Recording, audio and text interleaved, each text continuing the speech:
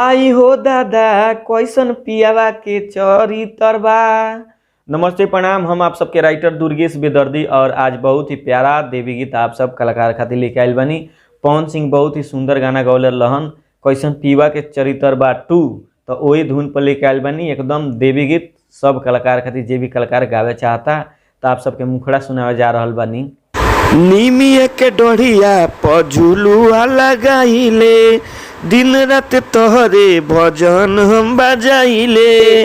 अरे निमिया के डोढ़िया प झुलुआ लगाइले, दिन रात तोहरे भजन हम बजाइले। आ दिलावा के बात हम तोह से बताइले, आ दिलावा के बात हम तोह से बताइले। आवए माई हम तोह के बोलाइले, आवए माई हम तोह के बोलाइले।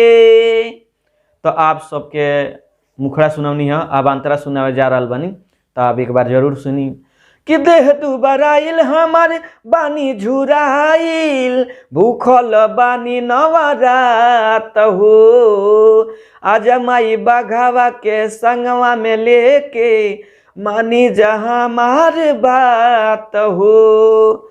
अदेह दुबराइल हमार बानी झुराइल, भूखल बानी नवरात हो।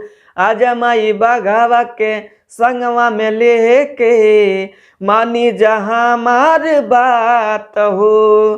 तोहर से माई नेहिया लगाइले, आवो ए माई हम तोहरे के बुलाइले, आवो ए माई हम तोहरे के बुलाइले। तो आप सबके सुनौनी है मुखड़ा और अंतरा। लास्ट अंतरा खातिर आप सब हमारा नंबर पर कॉल कर सकतानी। हमारा नंबर बा 99 345 29 9 12। तो ये गाना थोड़ा गावे में डिस्टर्ब हो गई, एक के सजा के आप सब गा सकतानी धुन में। ऐसे धुन से थोड़ा अलग हो गई, तनी माइंड हमारा डिस्टर्ब हो गई, लाइट कट गई वीडियो बनाते समय में।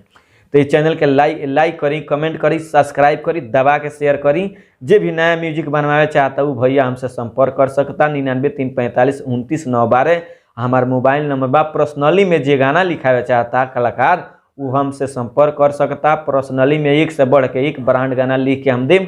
तब फिर से कहतनी इस चैनल के सब्सक्राइब करी, लाइक करी, कमेंट करी, दबा के शेयर करी। जय मां सरस्वती जी, हर हर महादेव।